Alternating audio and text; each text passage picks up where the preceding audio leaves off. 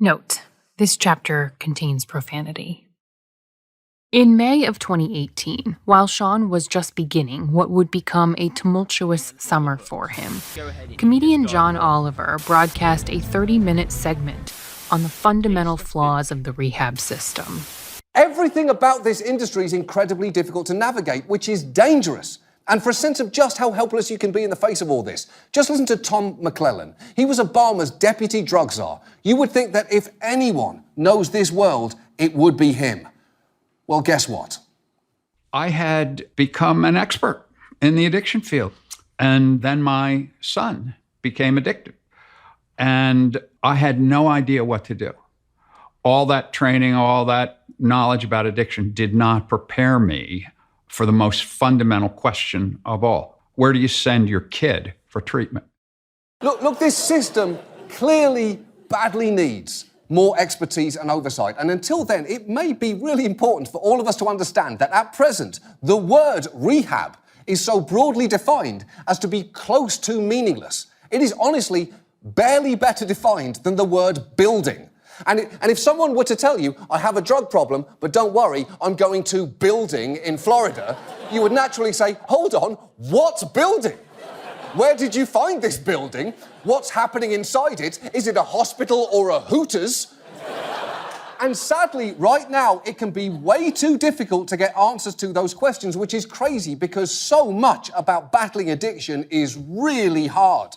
Getting clean is hard. Staying clean is hard, but getting good, evidence-based, trustworthy help should be the fucking easy part.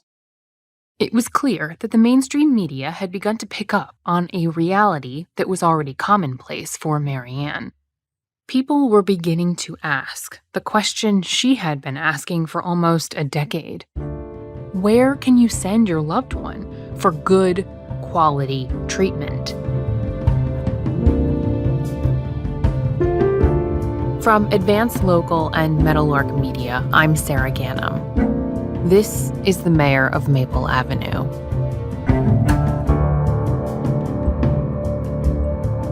Chapter 7. By the summer of 2018, the Sinises had developed a pretty negative view of most rehab clinics, and rightfully so. Over the course of 8 years, Sean had checked into 21 places that were meant to assist in recovery. 21 facilities. He kept trying, even when he would relapse, or walk, or get kicked out for breaking a rule. But all of this inconsistency meant that, other than a car that his parents gave him, Sean never owned anything. He never even signed an apartment lease. Sean checked into 6 facilities before he got to one that made any attempt to deal with his underlying trauma. And in reporting this story, I can say that it was pretty hard even for me to find facilities that advertise that they will recognize and treat trauma in addition to drug abuse. In this country, it's pretty common for primary care docs and psychologists and social workers, when they hear addiction, to say, well, that's not my job. That's a specialist program. When I spoke to Dr. William Miller, he told me that part of the reason is a system failure, a failure to view addiction as healthcare. And that failure is a primary reason why rehabs are so poorly regulated. It got segregated from healthcare, and even literally geographically segregated. I mean, here in Albuquerque, the University of New Mexico Hospital has an addiction substance abuse program, but it's nowhere near the campus of the hospital.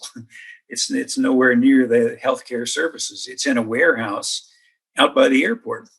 Historically, why is that? Well, we've had this idea that somehow addiction is other. It has to be handled by specialists who have this secret inner knowledge or whatever. And so we haven't had the responsibility or taken the responsibility to treat this like an illness within the regular healthcare system. You get referred out to specialists. And the specialists are very, very poorly regulated, if at all. You can do pretty much whatever you want and call it addiction treatment.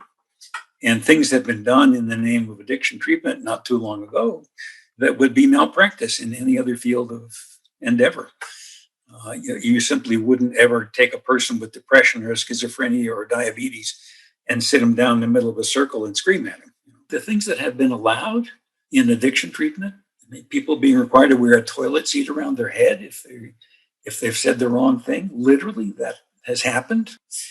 Unimaginable that would be regarded even allowable, let alone professional and responsible practice. So it's, again, I say it's getting better, but still shockingly a crapshoot when you're trying to pick where you want to get treated for a substance use disorder. The issue is that the term rehab means something to everyone, but really nothing. Ben Braffman, the director of the Academy for Addiction Professionals, echoes Dr. Miller. And what I mean by that is the layperson's definition of a rehab is what they see in the movies. Oh, you're going to rehab. Oh, that's what it is. Rehab right now, according to federal guidelines, can be just about anything.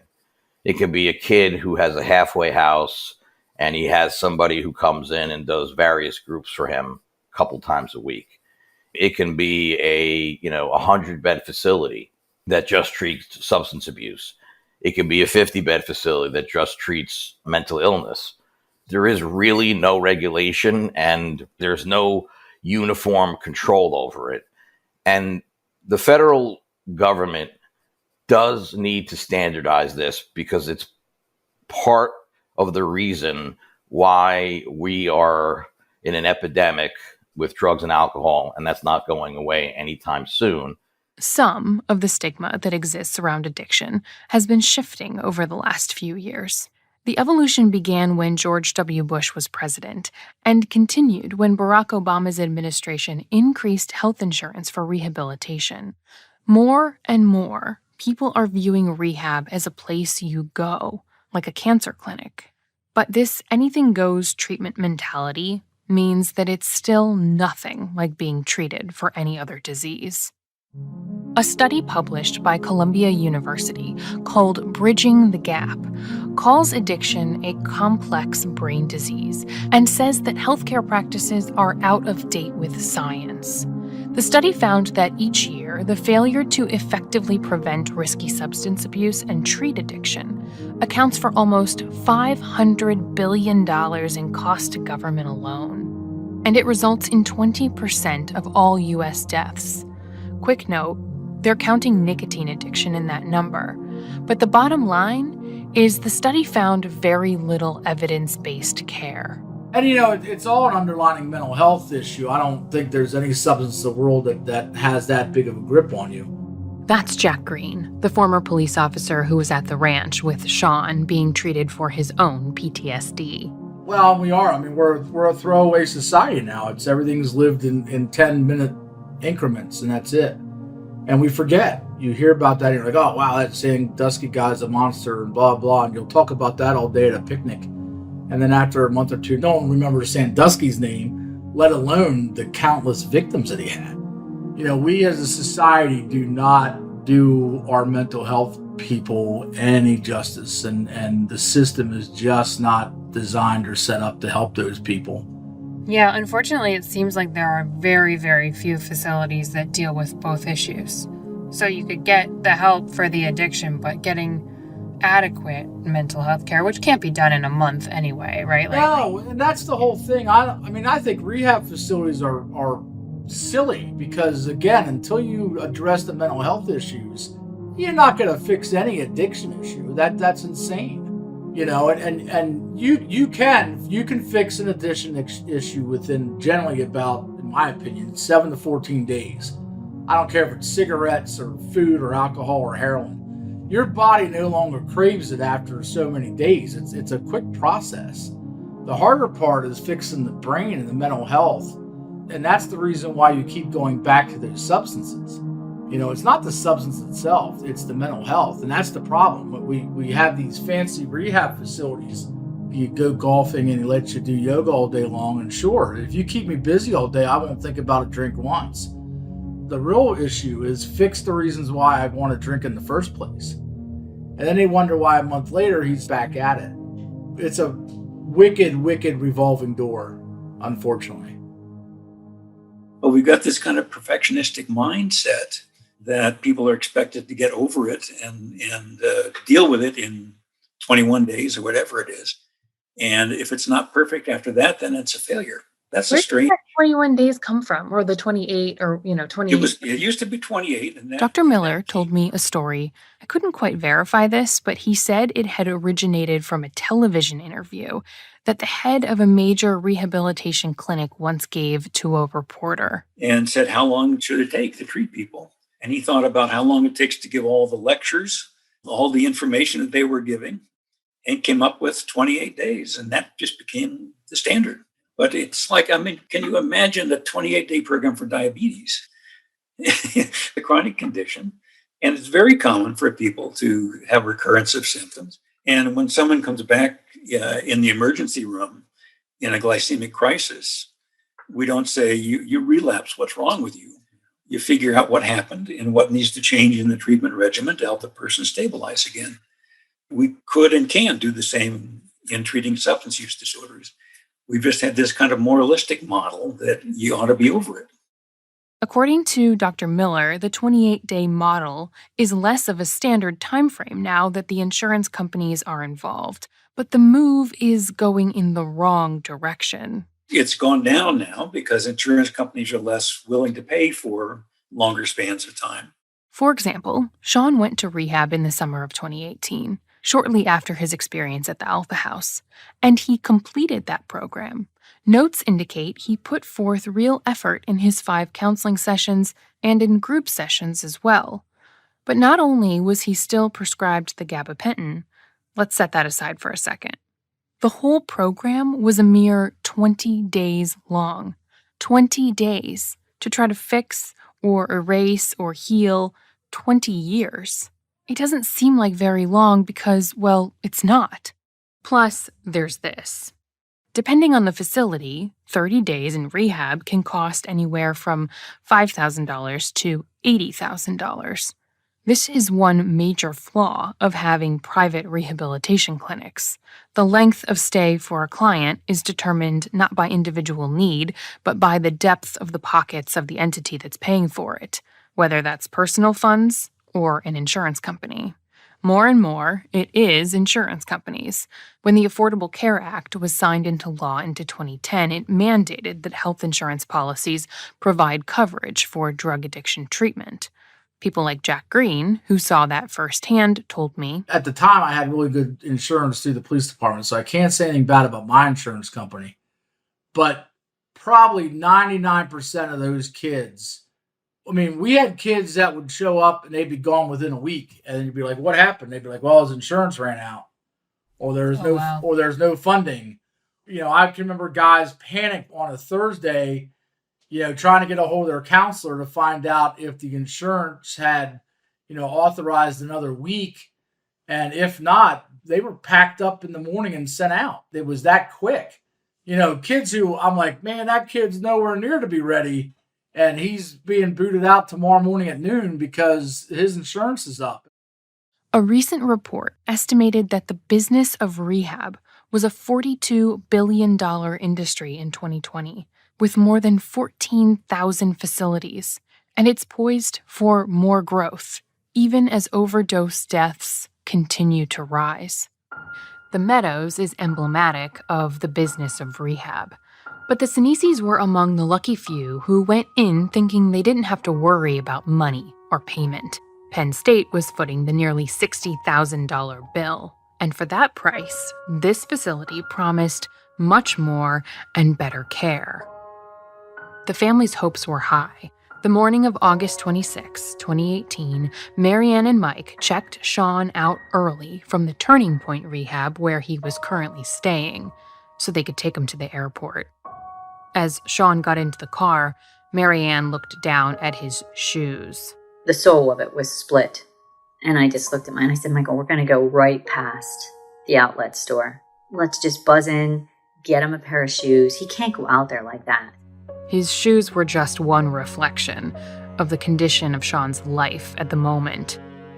By the end of the summer of 2018, All of Sean's personal belongings fit into a few garbage bags that followed him everywhere as he toggled between addiction and help for addiction, back and forth, back and forth.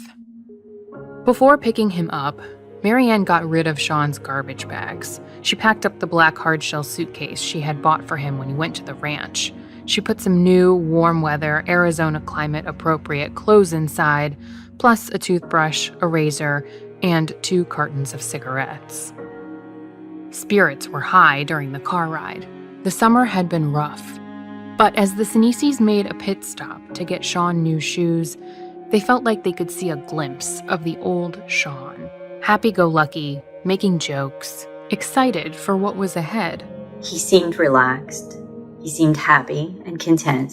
But as the Sinises got closer to the airport, Marianne could tell that Sean was nervous. Really, they all were. Neither one of us are people that have traveled much other than by car. I mean, he's only flown probably one other time in his life. He's going to get on a plane, go to a different state, go to somewhere that, we're promising him is going to be great. He knows how bad his addiction is. He's just had how many horrible months of in, out. There was also the possibility that Sean's stay would extend well beyond the scheduled 28 days. Marianne and Mike knew they may not see their son for a really long time. In fact, that's kind of what they were hoping for. Because he could end up being recommended to go into like a halfway house out there or something. And so you really don't know if he's coming home in 28 days. We were kind of hoping that there would be some sort of a step down thing from that facility to the next. Because the worst thing for him to do is just do another 30 days somewhere and come out. We're just hoping for a longer term, stay away, fresh start. They got out of the car and walked Sean to the airport, staying with him as long as they could until they got to the security line. Sean handed his phone to his parents. It was dead anyway, with no money on it. He was upbeat and positive.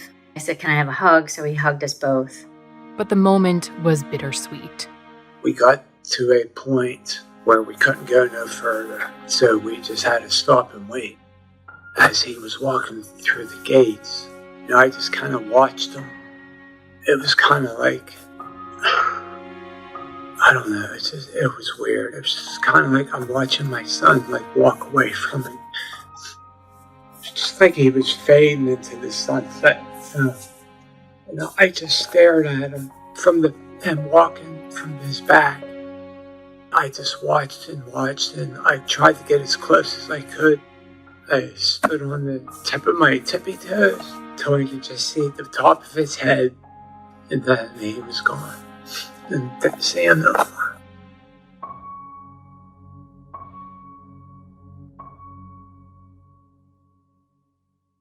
Apprehension aside, Mike and Marianne felt an abundance of gratitude as they watched their son disappear into the crowd as he boarded his flight. The Meadows had been a dream deferred for so long. We were just such a relief that he was going to get to go. And the fact that they had this doctor on staff that wrote this book about sexual abuse. We would think you're told over and over, this is the best in the country.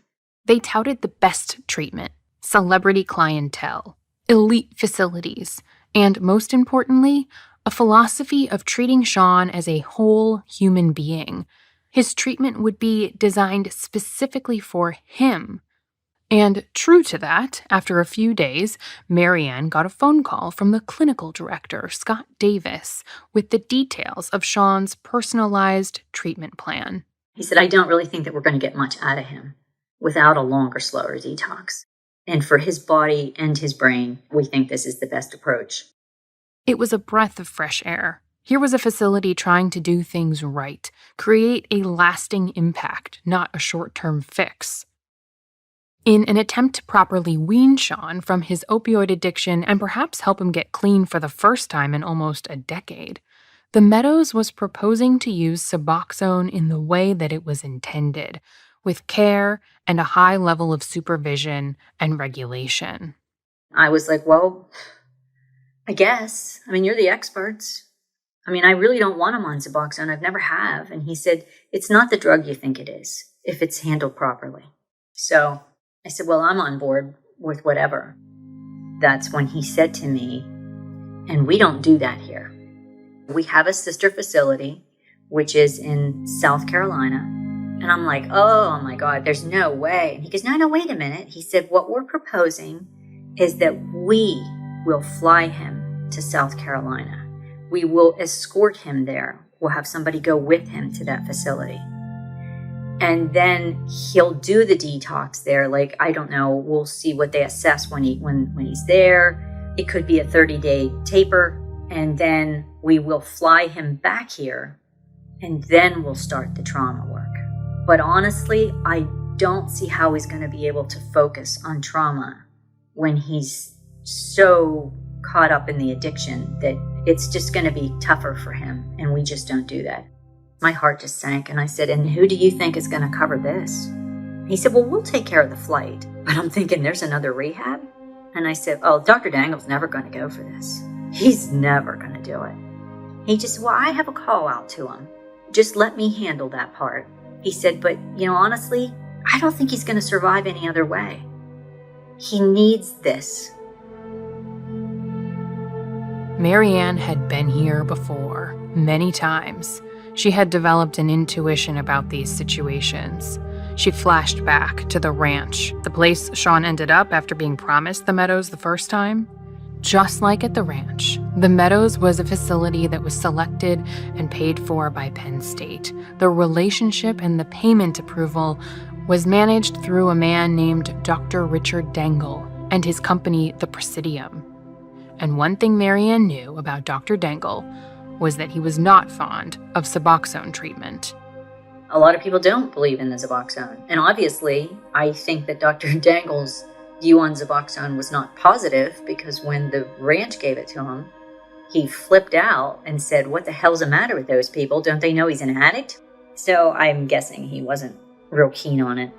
Suboxone was taken from Sean at the ranch shortly after a conversation with Dr. Dangle. And here she was once again, with Dangle holding the keys to Sean's well-being, while being caught in the middle of a philosophical war about the use of Suboxone to treat substance abuse. But even without the Suboxone argument, Marianne knew that Sean might be resistant to agree to a long-term treatment that would keep him from attending his brother's wedding. So she and Scott devised a plan. They decided to split tasks, tackle the problem together. Scott would reach out to Dangle and try to convince him that Suboxone was the right thing for Sean, and Marianne would talk to her son and impress upon him the importance of giving up the wedding in order to save his life. Marianne met her end of the deal, but when she heard back from Scott, it appeared that he had not been so successful. As quickly as the offer was made, it was taken off the table, with no real explanation for why. He said, the offer is off the table, and that's no longer an option. So why is the offer off the table? He said, we're not going to discuss it. The offer is off the table, and he's just going to tough it out, and I applaud him for that. Do you think that Dangle may have said we're not going to pay for it? Yes. Yeah, I do. How else could this man who tells me the day before that Sean would not survive, that he pretty quickly would probably relapse if he went back out into the world after only 5 days taper in the treatment there, that he quickly would go back to it. So it was a matter of life and death, the way he made it sound on Wednesday. But on Thursday, that's off the table. We're not going to discuss it. It's a moot point. Even his demeanor, the way he talked to me, seemed different. I just said, I don't even understand. You told me he couldn't function without it, and he wouldn't survive. And he just said, again, we are wasting time because it's not on the table anymore. And he wouldn't tell me why. So all I can do is assume that Dangle said, not a chance. Are we paying for it? Did you have any conversation with Dangle? Were you ever able to ask Dangle if he said no? No, he wouldn't tell me that.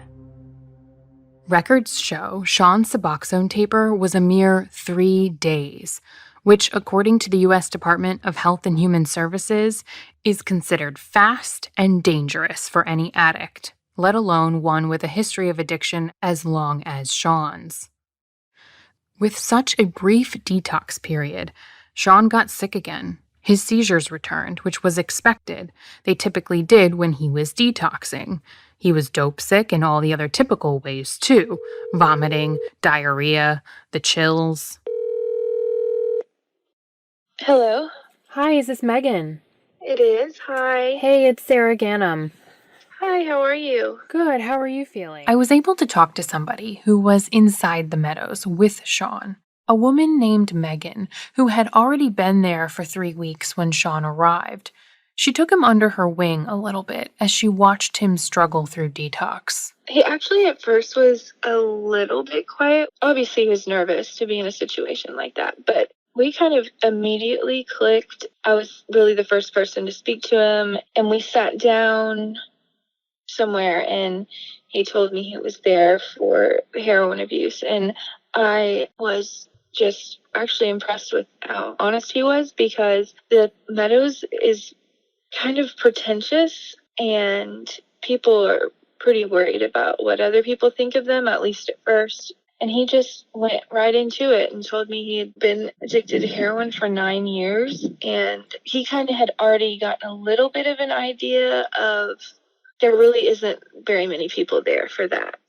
Actually, no one at that time. He felt like he couldn't relate to people? He felt like he couldn't relate to people, and he kind of was like, so no one's here for, like, heroin? And I was like, no, which is kind of surprising since that's kind of the epidemic right now. This is also in Sean's official records. A counselor wrote that he was feeling different due to his drug of choice not being the same as others in the program. Sean was saying similar things to his mom, too, when he called home. Things like, It's like a country club, Mom. I don't think anybody's as bad as I am. They're like alcoholics and stuff. What were people in there, generally, what was their substance abuse problem? I would say 50% of people were there for non-substance abuse problems, for anxiety, depression. We had a lot of military that are, what's the word? Like PTSD cases? They had a lot of PTSD and suicide ideations, or however they say that. But people would list when you say, hi, my name is Megan and I'm here for anxiety, depression, or whatever. Sean would say, hi, my name's Sean, I'm an addict. So I would say 50% was there for alcohol and drugs, but no one ever spoke about heroin. He was the only one that talked about that. And like I said, I know that I made him a little uncomfortable just because he didn't feel like he could relate. But Megan also told me a story about how Sean pushed himself to get vulnerable about his addiction, and it really touched people. We were in a small group. In fact, he and I decided for some reason to go to the AA meeting that night, even though both of us usually went to the NA, the Narcotics Anonymous. We had to go to a meeting each night. And so for some reason, he was like, let's just go to the AA. It was his idea. Let's go to the AA meeting. And I was like, okay. So there was probably 12, 15 people, and he had been pretty quiet, and then he shared on some subject. And I just remember a couple of women crying in a relatable, happy way, not a sad way. And then another guy spoke on it. After he spoke, he said, wow, you just kind of commended him and the way he spoke, and kind of told him kind of how neat of a person he thought he was for what he said. A lot of people will be listening to this will have never gone to a facility. They don't know what it's like. Can you kind of paint a picture? Sure. Well, first of all, it's a very nice facility. I'm going to give it that. Really hot in the summer in Arizona. You get a schedule and it's pretty full, but you don't necessarily have to be at these places when they tell you. So 7 o'clock, we have like a big group meeting, the entire facility, which I would say pretty evenly men and women. There weren't necessarily more women than men or more men than women. We would have a morning meeting, and then you just kind of get breakfast within a 2-hour period or so. Then we'd have like a lecture at 9 or 9:30, and that would be like an hour, and that would be the whole group. And then at 10:30, you're in smaller groups, and they kind of have them color coordinated. Like I was in the blue group, and I believe Sean was in the orange or red group. And I did find out that his group was only men, which I think was good for him. And I did find that they did put people into certain groups for certain reasons, which I thought was actually one of the good things about the place. So you spend about 2 or 3 hours in that smaller group of about no more than 10 people. And then there'd be lunch and a couple hours where you just kind of do whatever. Some people would be working on assignments from their smaller groups with their main counselor. Some people would have different meetings, maybe with a psychologist or something, to work on specific trauma issues one-on-one or those sort of things. Sean's records show that he was missing some of these sessions because he was dope sick, which makes sense. The longer taper of Suboxone was yanked away from him. But his absences began a more oppositional relationship with staff. The tension was a direct response to a decision made by Dr. Dengel, who told the Meadows that payment would come only after weekly assessments about Sean's participation. Staff began to get on his case about attending more, and they put him on a last chance contract. But the notes also say that Sean was asking about his trauma counseling, and it still had not started 8 days into his stay. On Labor Day, Monday, September 3rd, his records show that at 9 a.m. a staff member wrote that he inquired about his one-on-one trauma counseling and was told these sessions would begin the following week. Around this time, Megan left the Meadows, about 4 weeks into her treatment. I left because I felt like I was just wasting time and money because I wasn't participating as much as I knew I should have been to get something out of it, because I didn't really feel like there was much I could get out of it. I don't know. Did they successfully wean you off the Suboxone? I mean, you're not on it now. No, I'm not now, but I don't feel like they did because I was having horrible withdrawal even after they took it off. I was having I couldn't sleep, where I was going to them 6-7 times throughout the night. And I think they even treated me kinder than they did him. So imagine what he went through. Because he came off of it really, really quickly. Despite the sickness and the unshakable feeling of being alienated, to Megan and his family, Sean seemed intent on staying at the Meadows. Oh, yeah. He was literally saying to them, please help me. I want help. That was one of the main things I guess I should get across here. He wanted help. He was not going to fake it. He didn't want to leave. He wanted help. So I don't understand why they treated him that way, but it was absolutely different than everyone else, and you could tell.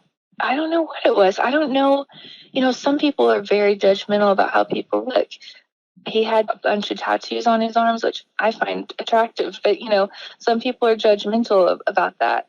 I don't know if he had been to prison. I don't know if they knew that and they were judging him on that, because the Meadows is pretty up there as far as elite rehabilitation centers. And so there's a lot of people there with a lot of money. And so I don't know if that's the way, if they judged him for that. Like it was a status thing, maybe? Yes. Oh, yeah.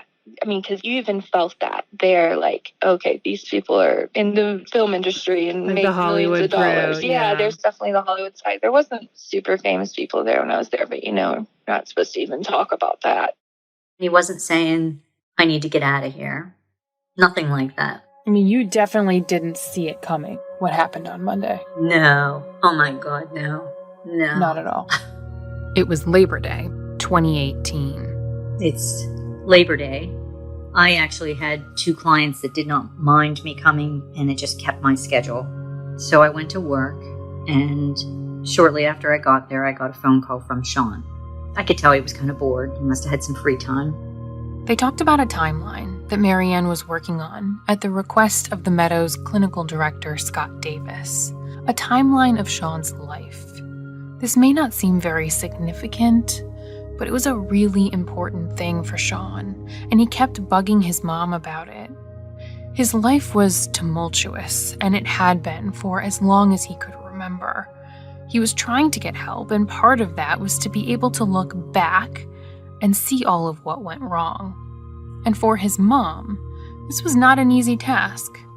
Not being comfortable at the computer, she was doing it all by hand, writing out everything and then rewriting it until she had everything in the correct order and in a legible way. He really wanted to see that. He said, there's some things in my life through later years in addiction I don't remember some stuff, but I just want to read it. I'm curious. And I said, well, of course you'd be curious, but I'll make sure I tell Scott that I want you to be able to sit and read it with him, or maybe even with your counselor. Marianne says she called Scott Davis to tell him they were finished with this timeline that he had requested. I had left the message, so when I was leaving to go to the store and go across the road, my phone rang and it was Scott. And I started out with something like, well, I'm glad you called back. I had talked to Sean earlier. I just wanted to tell you that I finished the timeline. I think this will help tremendously. And he said, can I just stop you? I said, yeah, why? What's up? He said, there won't be a need for any of that. I said, what do you mean? And he said, because Sean's leaving here today. I mean, I'm like, what is he talking about? And I said, what do you mean he's leaving there today? Where would you like him to fly to? Because he's leaving here today. We're sending him out. I said, I don't understand. Explain it. What do you mean he's leaving there? Why would he leave there? He said, because we have rules. And you have to follow the rules. And if you don't follow the rules, you simply cannot stay here. We have rules. And I just was like, what do you mean? What rule could he possibly have broken? And he said, I can't really get into, there's privacy. And I said, oh, no. He signed a release. Don't tell me that you can't. You've been telling me all this so far. So all of a sudden there's privacy? And he just said, well, like I said, there's 3 rules that can get you thrown out. Right before he even had a chance to open his mouth, I said, well, of course, foremost would be drugs. And he goes, yes, that would be, but that's not the case. And so my next thing is, what the hell could be so bad that he did if it's not drugs? He said, well, the second is violent behavior. And I said, well, typically that's not him, ever. No, that wasn't it. And then he said, no, lastly, it is female interactions. And at that point I said, well, how's that possible? And what do you mean? And he said, well, I was told by staff that there was an interaction between him and a female patient. And at that point I said, a female patient? You mean they're not in separate places? And he said, So you didn't even know that there were women near him? No. And he said, no, this is a co-ed facility. And I said, well, how is it that when I talked to you on Wednesday, and I told you that that was one of the key things that would trip him up, is a female relationship in any way, shape, or form, because that too is an addiction. And since he can't have the drug, I mean, I shouldn't have to tell you this. You are top in the country. He's only been there for a week. What do you mean? And he still spouted out, look, we have rules and this isn't getting us anywhere. Where would you like him to go? And at that point, then I just started to lose it. And I'm like, I don't want him to go anywhere. This is Labor Day. He has to stay there. He said, you told me yourself on Wednesday that he would die. He would not survive on the outside if he did not have the proper detox. And you yanked that from him. And now you're telling me you're just going to boot him out and send him back with no trauma help whatsoever? And I said, you're supposed to be top in the country. And this is how the top in the country deals with something like this? And he just said, well, no, that's not really fair. And I said, this whole thing isn't fair. Advocates for victims like Sean told me that Marianne's reaction was not out of line. Treatment facilities have to start thinking about this a little bit differently. I talked about this with Jennifer Storm and Mike McDonnell, who are both victims and former addicts turned advocates. You think they should be co-ed? No. And I'll tell you why, because it entertains the mind.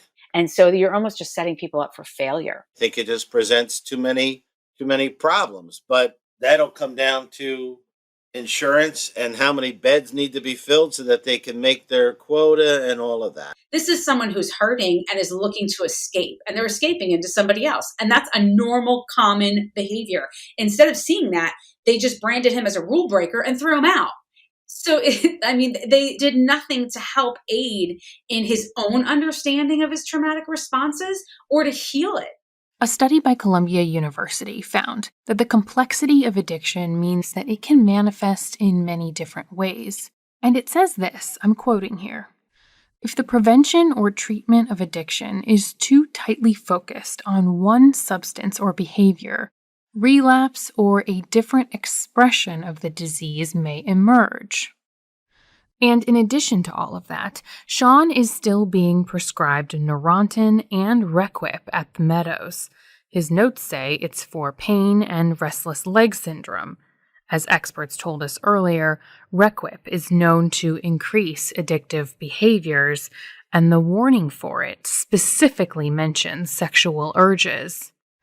But in the moment that this was all going down with the Meadows, Marianne didn't have any of that information. She wasn't armed with the facts to fight back. She remembers at some point in the conversation, she realized that she wasn't going to change Scott Davis's mind.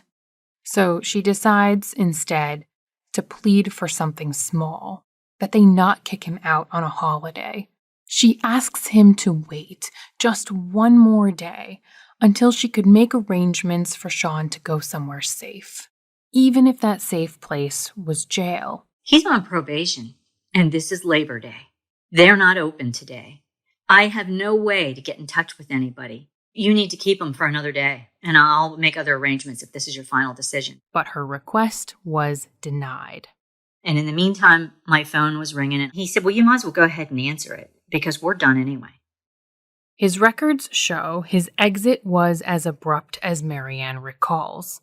At 9 a.m. that Monday morning, there are notes about what Sean's week will look like, how his trauma counseling will finally begin, how he's looking forward to it. But it's merely a few hours before he's in a transport vehicle on his way to the airport, borrowing the driver's cell phone to call his dad.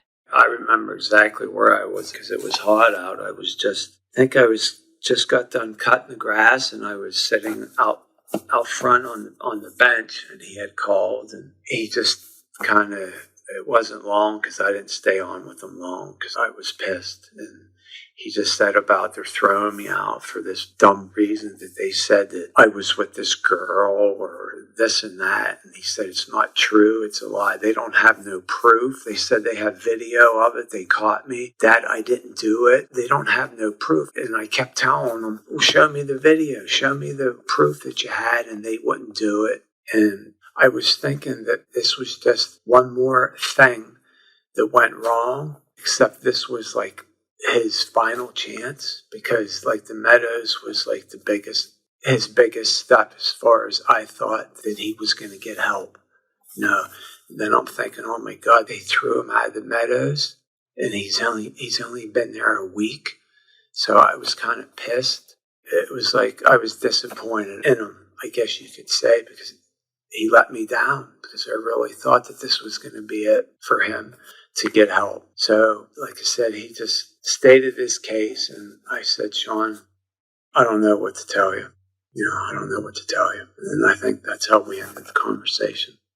Sean asked for money to turn on his phone, but his parents refused to give it to him, knowing that giving him money was a dangerous gamble to take. So instead, he turned to his friend Megan. Just before 7 p.m. on that day, he texted her, I got kicked out, with 3 exclamation points. I know that a day or two before I left, I was called in by the director, and he said there was a couple things. I had gotten caught smoking in a place where you're not supposed to, because actually Sean and I always wanted to smoke a cigarette together, and that's the one thing, ironically, that you can't do.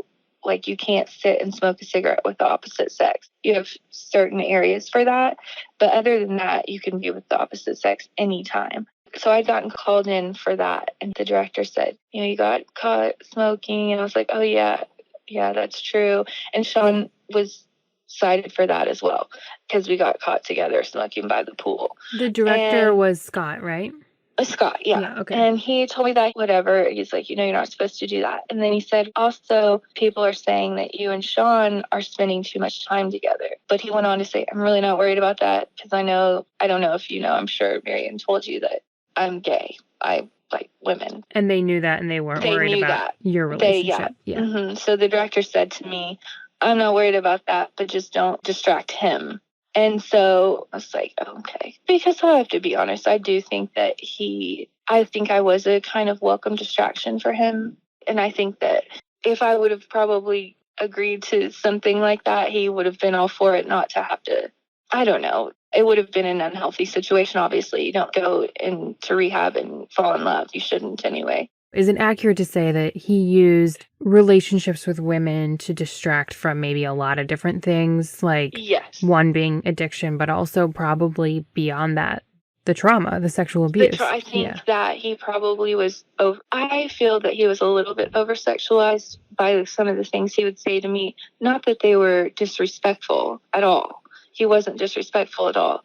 But I think that maybe being sexually abused, I guess we've kind of learned that people that are sexually abused as children usually are over-sexualized as they are older. Isn't that true? It does happen. So I think that was probably true with him.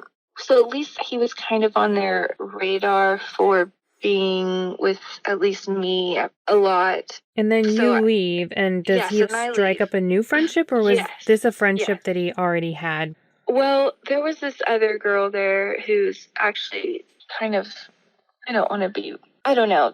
So there was another girl, and she kind of would kind of sit and maybe eat lunch with us one day or come talk to us when we were sitting out somewhere else just talking. And he had mentioned several times, oh, she's so hot. But anyway, when I left, he had told me on the phone that he had been talking to her, hanging out with her since I had left. So actually she called me and was like, oh my God, it was a text, but she said, Sean and I just both got kicked out.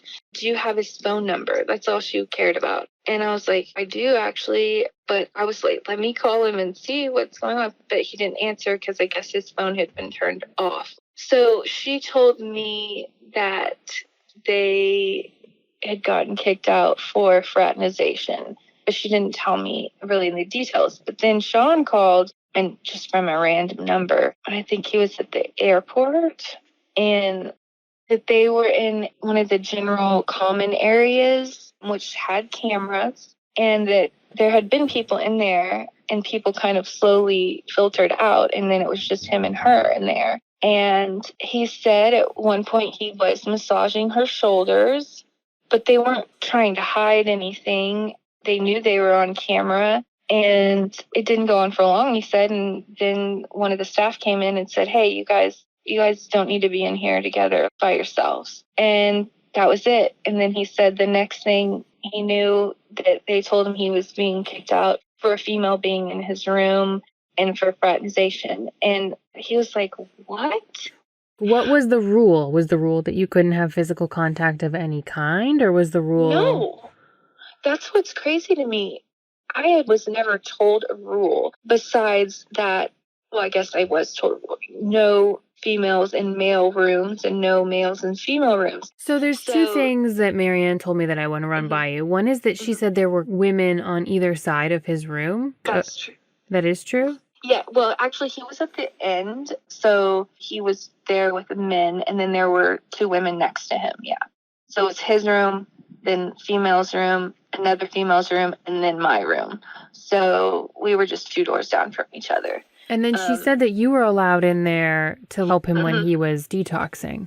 Yeah, well, that's what I was going to say, is that you're not supposed to be in someone's room. And I did go in his room. Now, I wasn't allowed to go into his room, but I wasn't trying to hide going into his room. Since I was just 2 doors down, I know I stood in his doorway quite often, but I definitely went into his room, but I wasn't in there very long. I want to say that was earlier in the week even, and they never said anything to me. And there's a camera down that hall.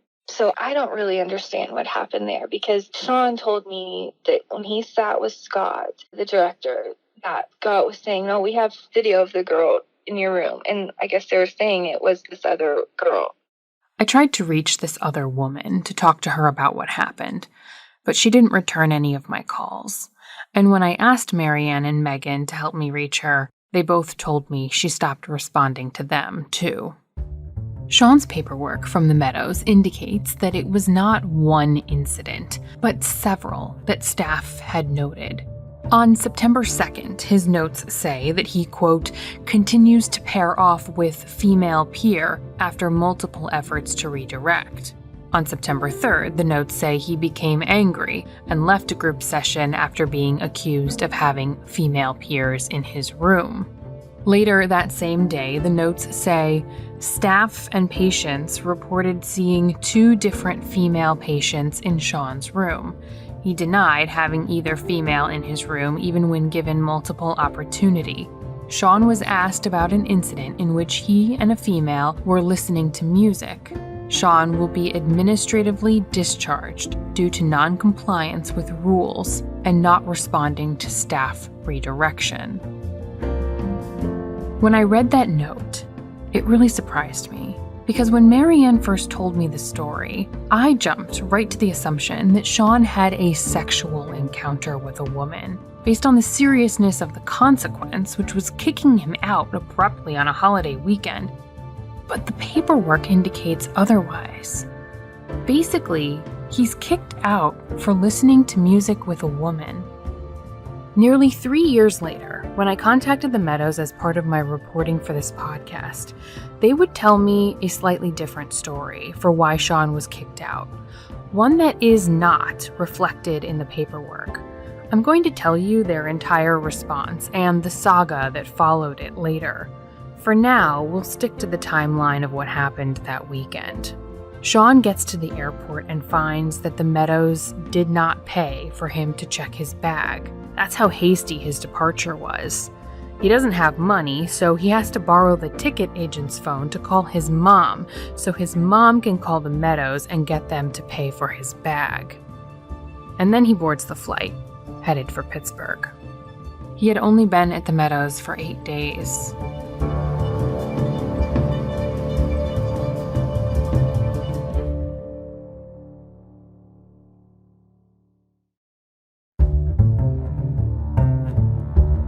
I said, you don't even know him. How can you say he didn't want help? They didn't give him enough time. And he just started saying, almost like Scott, this is a pointless conversation. We are not getting anywhere with this. And you're just getting more and more upset. Just get yourself some help. And your son is going to just have to find his own way through this. That was it. Go get yourself help. Screw your kid. That was all I got from him. There was no bang. There was no dropping of the phone. You know, it was like, Sean, hello, kind of looking at my phone, but they were both still connected, the phones. And maybe 20 seconds, I sat there going, hello, and it was just complete silence.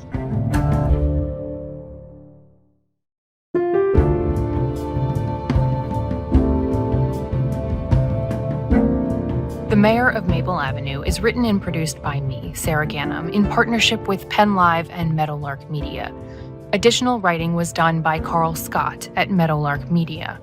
We could not have done this project without funding from the Fund for Investigative Journalism and the Pulitzer Center. Our associate producers are Tori Whitten, Sarah Ruberg, and Ethan Schreier. Additional reporting was done by Charlie Thompson, Aaron Kasinitz, and Andrea Keckley. The executive producers are Kate Barron, Burke Noel, and Teresa Bonner for Penn Live, and Carl Scott for Meadowlark Media. The Mayor of Maple Avenue was edited by James Sullivan and Gabriel Rojas at WUFT in Gainesville, Florida, by Jake Gloth at Cedar Production, Martin Boutros at Penn Studios, and Stephen Smith at Meadowlark Media. Sound design was done by Jesse Pearlstein, Alexander Ritchie, Martin Boutros, and Ryan Ross Smith. Our mixing and mastering engineer was Robin Wise. Our theme music and much of the score was composed by Pete Redman, with additional music by Alexander Ritchie, Jesse Pearlstein, and Ryan Ross Smith. Our team also includes production assistants Megan Lavey-Heaton, Joe Hermit, Sarah Tantawi, photographer Sean Simmers, and consultants John Hammondtree and Neville Elder. Our legal counsel is Richard Bernstein. The podcast cover art was designed by Andy Ross. To see extras like slideshows, interactive spaces, and written transcripts, visit our website at www.themayorofmapleavenue.com.